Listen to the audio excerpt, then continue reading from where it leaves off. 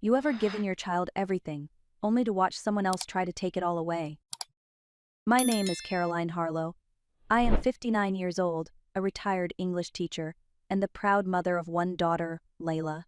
I raised her on my own after my husband passed away when she was only 9. Every decision I made, every dollar I saved was for her. So when she told me she was getting married, I wanted her to start her new life with something beautiful, something lasting. Some parents hand their kids a check or a piece of jewelry. I wanted to give my daughter a home. Not just any home, but a place that felt like hope. After months of searching, I found it a pale blue house on the edge of Lake Wren in North Carolina. It had white shutters, a wraparound porch, and a backyard that looked like it had been painted by spring itself. When I handed Leela the keys, she cried. I cried too. She hugged me and said, "Mom, this is everything I ever dreamed of." I believed her. I imagined Sunday brunches, Christmas dinners, maybe little feet running across those hardwood floors one day. The wedding came and went in a blur of white lace and laughter. Lila looked radiant, and Evan, her new husband, seemed like the kind of man any mother would want for her daughter. Kind eyes, steady job, polite manners. I wanted to trust him, I really did. But the week after the wedding, I drove by the house to drop off a basket of groceries, just a few things for their first week together. The front door was wide open. There were voices, loud ones. Lila was laughing nervously. Evan was calling for someone in the kitchen, and I heard a woman say, "Where should I put these bags?" I froze on the porch, groceries in hand, listening. Then I heard Evan's voice again, cheerful as ever. "Mom, Dad, this is your room. You'll love the view."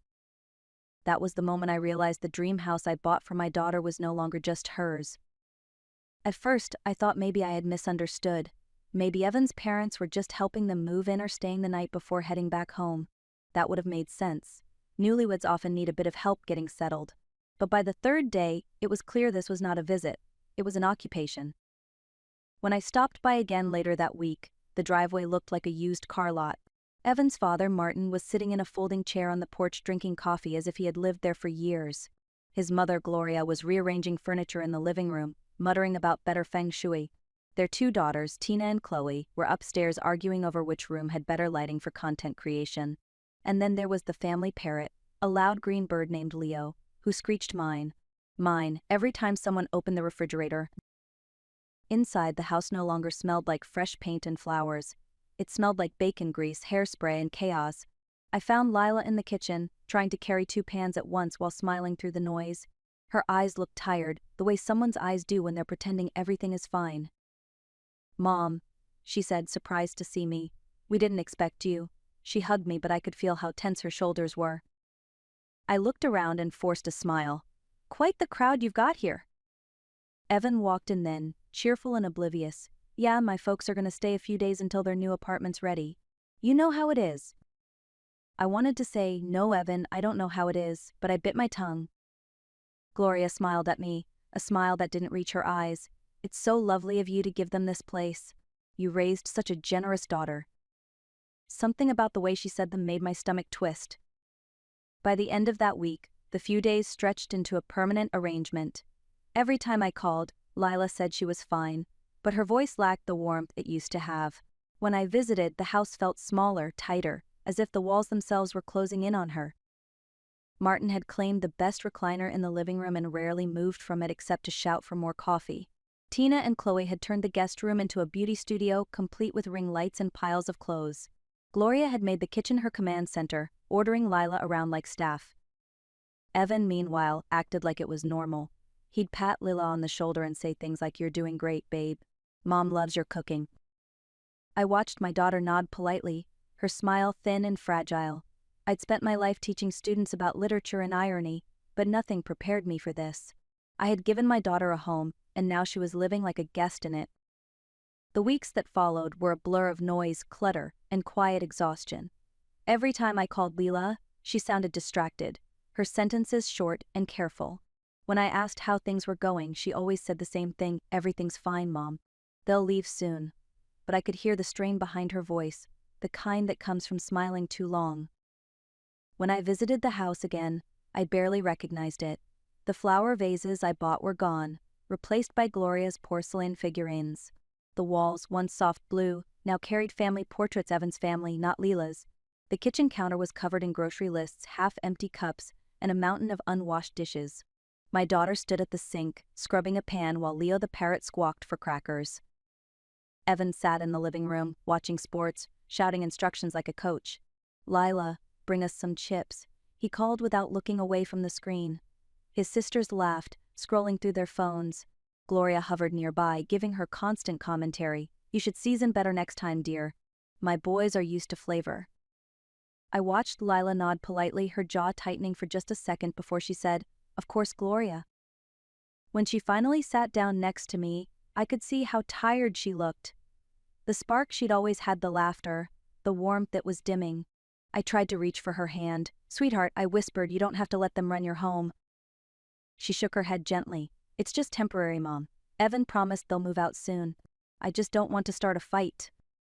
Her words broke my heart because I could see she didn't believe them either. Lila was raised to be kind, to make people comfortable, and that kindness was now being twisted against her. That night, when I drove home, I couldn't get her face out of my mind. I thought about all the years I'd spent teaching her to be strong, independent, and compassionate, and now she was living like a maid in her own home. I sat up late, the house quiet except for the ticking clock, wondering where I'd gone wrong. I wanted to fix it, but I didn't know how, and as I stared out the window into the dark, one thought kept echoing in my mind: I had given her the world, and somehow it had turned into a cage. It happened on a rainy Thursday afternoon. I remember because the sky was the same dull gray as my mood that day. I had decided to stop by the house unannounced, hoping maybe things had improved. Maybe, just maybe, the Millers had finally packed up and gone home. When I stepped inside, the first thing I noticed was the noise: the TV blaring, the parrot screaming, pots clanging in the kitchen. The second thing I noticed was my daughter on her knees, scrubbing the tile floor while Gloria stood above her, pointing at spots she'd missed. "For heaven's sake, Lila," Gloria said sharply, "you can't clean with that much water. You'll streak the floor." Evan was sitting nearby, scrolling through his phone, smiling like a man without a single worry in the world. "You're doing great, babe," he said without even looking up. Something inside me snapped. I stepped forward, my voice calm but firm. "Lila, can we talk outside for a moment?" She looked startled but nodded quickly, drying her hands on her apron. We stepped out onto the porch, and for a moment, the only sound was the rain hitting the wood. Her eyes filled with tears before she even spoke. "Mom, I'm trying," she whispered, her voice trembling. "I just want to make everyone happy." "Everyone but yourself," I said softly. She didn't answer. Instead, she turned her face away, ashamed, exhausted. That's when I realized my daughter wasn't just tired, she was broken. I drove home that evening in silence. My hands gripped the steering wheel, my heart heavy with anger and guilt. I couldn't sleep that night. I sat at the kitchen table, staring at the deed papers I kept in a folder since the day I bought that house. The next morning, I made a phone call I should have made weeks ago. "Jane," I said, when my friend picked up, "I need your help. It's about Leela's house." Jane Walters, my closest friend and a sharp real estate lawyer, met me at a coffee shop later that day. I told her everything: the invasion, the disrespect, the way my daughter was treated. When I finished, she leaned forward, eyes steady. "Caroline, whose name is on the deed?" I blinked. "Mine. I never transferred it." Jane smiled, a knowing, almost mischievous smile.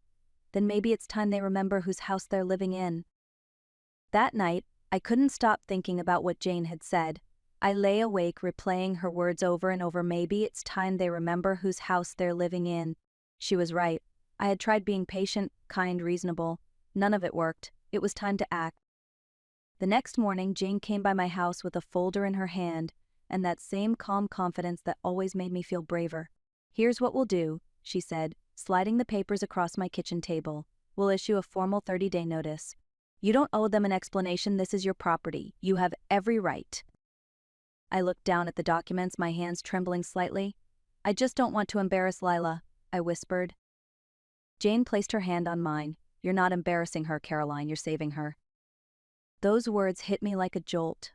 For weeks I'd been so afraid of overstepping that I forgot what I was: a mother protecting her child. That weekend I prepared myself. I practiced what I would say in front of the mirror until my voice no longer shook. I picked out a simple navy dress, and a pair of earrings my husband had given me years ago, small silver hoops that somehow made me feel strong. I went through every step in my head. I'd walk in calmly, gather everyone in the living room, and tell them the truth. No yelling, no drama, just facts. Jane handled the legal details, arranging everything by the book. All I had to do was deliver the message. As I folded the notice into my purse, I took one last look at my reflection and said quietly, "You've been soft long enough." Because love, I realized, isn't always gentle. Sometimes love is steel wrapped in silk. And when it comes to protecting your child, a mother's calm can be the most dangerous weapon of all. Sunday morning arrived gray and heavy, the kind of morning that carried the weight of something about to change. I parked my car in the driveway of the lake house and sat there for a moment, my hands resting on the steering wheel, breathing slowly until my heartbeat steadied. I could already hear the noise inside: laughter, footsteps, the parrot screeching. When I stepped through the front door, I was hit by a wave of smells and sounds: bacon sizzling, perfume, and overlapping voices. Tina and Chloe were arguing over the TV remote. Martin was snoring in the recliner. Gloria was in the kitchen rearranging the spice rack. Leo the parrot was shouting mine, mine from his perch. I raised my voice just enough to cut through the chaos. Family meeting. Now. The room fell silent. Everyone looked at me like I had just switched off the power. Lila appeared from the hallway, wiping her hands on a dish towel, her eyes wide with surprise. "What's going on, Mom?" she asked softly. "Just come sit down, sweetheart," I said, keeping my tone calm. "This won't take long." Evan leaned back on the couch, his usual smug smile tugging at the corners of his mouth. "Everything okay, Caroline?" "Perfectly fine," I said, setting my purse down and pulling out a neatly folded envelope. "I just need to make something clear." I looked around the room, letting the silence stretch long enough for everyone to feel it. "As you all know, I bought this house as a gift for Lila. What you might not know is that the deed is still in my name. I never transferred ownership." Evan sat up, the grin fading. Gloria frowned, crossing her arms. "What exactly are you saying?" "I'm saying," I continued evenly, "that I've decided to sell the house. The new owners will be moving in soon. You have 30 days to pack your things and find somewhere else to live." The reaction was immediate. Gloria gasped, Martin woke from his nap with a snort, and the sisters started talking over each other. Even Leo fell silent for once. "You can't do that," Evan said, standing up now, face red. "This is our home." I met his eyes without blinking. "No, Evan. It's mine, and I'm making this decision for my daughter's sake." Lila's eyes filled with tears, but for the first time in weeks, they weren't tears of fear. There was something else in them: relief. She looked at me, her lips trembling, then nodded. Evan turned to her, desperate. "You're really okay with this? You're letting her throw us out?" Lila stood slowly, her voice steady despite the shake in her hands. "You said it yourself, Evan. It's her house." I could feel the air shift. The authority in my voice had broken the spell that had kept everyone comfortable in their chaos. Gloria opened her mouth to argue again, but I raised a hand gently. "I don't want a scene. You have 30 days, that's generous. After that, the locks change." No one spoke. The only sound was the soft creak of the floorboards beneath me as I turned toward the door. As I walked out, I heard Leo squawk behind me, "Bye-bye," and for the first time that day I smiled. The following weeks were a quiet storm. Word of what happened spread quickly through the Miller family, and suddenly everyone became very busy packing. Gloria stopped rearranging the pantry, Martin stopped napping in the recliner, and the sisters spent their days carrying boxes to their cars instead of posing for selfies. Even Leo the parrot grew uncharacteristically quiet, as if he understood his days of screaming mine were officially over. Through it all, I stayed close to Lila. She still woke up early, out of habit, making breakfast for people who were no longer there.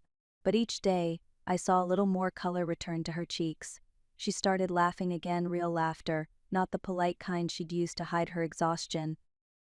Evan tried to make peace in his usual careless way, saying things like, "It'll all blow over, babe," but Lila didn't answer him. She spent most of her time sorting her belongings, deciding what to take and what to leave behind. I could see the wheels turning in her mind. She wasn't just packing up a house, she was unpacking the truth. 30 days later, the villa stood quiet for the first time since the wedding. The curtains swayed in the gentle breeze, the walls echoing with an unfamiliar calm. I handed the realtor the final paperwork and turned to my daughter. You ready? I asked. Lila nodded, tears shining in her eyes, more than ever. We drove away together, watching the blue house disappear in the rearview mirror. For a long time, neither of us spoke. Then, halfway down the road, Lila reached for my hand and whispered, "Thank you, Mom, for not giving up on me." I squeezed her fingers, my chest tightening with pride. "I never will, sweetheart." That day, as the sun dipped behind the trees, I realized something. Sometimes taking something back isn't an act of anger, it's an act of love. And in reclaiming that house, I hadn't just freed my daughter, I'd given her the chance to begin again. It didn't take long for Lila to find her footing again. With the money from the sale, we searched for a smaller place, something warm, simple, and hers alone. After weeks of touring houses, she fell in love with a little cottage by the creek, tucked beneath oak trees that glowed gold in the afternoon sun. It wasn't grand like the villa, but it felt safe, like peace had finally found an address. Moving day was filled with laughter, pizza boxes, and friends who showed up with boxes and flowers. We hung her favorite pictures, lit a few candles, and opened all the windows so the fresh air could sweep through. When we finished, Lila stood in the middle of her living room and smiled a smile I hadn't seen in months. That evening, Evan stopped by with flowers in hand and apologies spilling from his mouth. He begged for another chance, promised change, swore his family would stay out of it. Lila listened quietly, then met his eyes with calm strength. "You didn't just lose a house, Evan," she said softly. "You lost the right to treat me like I don't belong in my own life." She closed the door, locked it, and didn't look back. In the weeks that followed, I watched my daughter come back to life piece by piece. She started painting again, something she hadn't done since college. She met her friends for coffee, took long walks by the lake, and even joined a local book club. Every small step was a reminder that peace doesn't have to be loud to be powerful. I often sat on her porch, sipping tea while she talked about her plans, nothing grand, just dreams that finally belonged to her. And each time, I thought about everything that had happened, how quickly generosity can be mistaken for weakness, and how easily love can be taken for granted. We give our children the best of ourselves, hoping it's enough to protect them, but sometimes the real lesson isn't in the giving, it's in teaching them when to take back what's theirs. That house by the lake had been meant as a gift, but in the end, it became something more, a test of strength, boundaries, and love. And if there's one thing I've learned, it's this: real love doesn't just give. Real love also protects. If you've ever had to stand up for someone you love, you know how hard it can be. It's not the yelling or the confrontation that stays with you, it's the fear that maybe you've done too much or not enough. But when it comes to protecting your child, there is no such thing as too much. Helping Lila reclaim her life reminded me that courage often looks quiet. It's the steady voice in a storm, the calm hand closing a door, the strength to say, "Enough." If this story spoke to you, don't forget to like, share, and subscribe. Tell me, what would you have done in Caroline Harlow's place? Have you ever had to draw a line to protect someone you love? Share your story in the comments below, because sometimes the strongest revenge isn't anger, it's peace.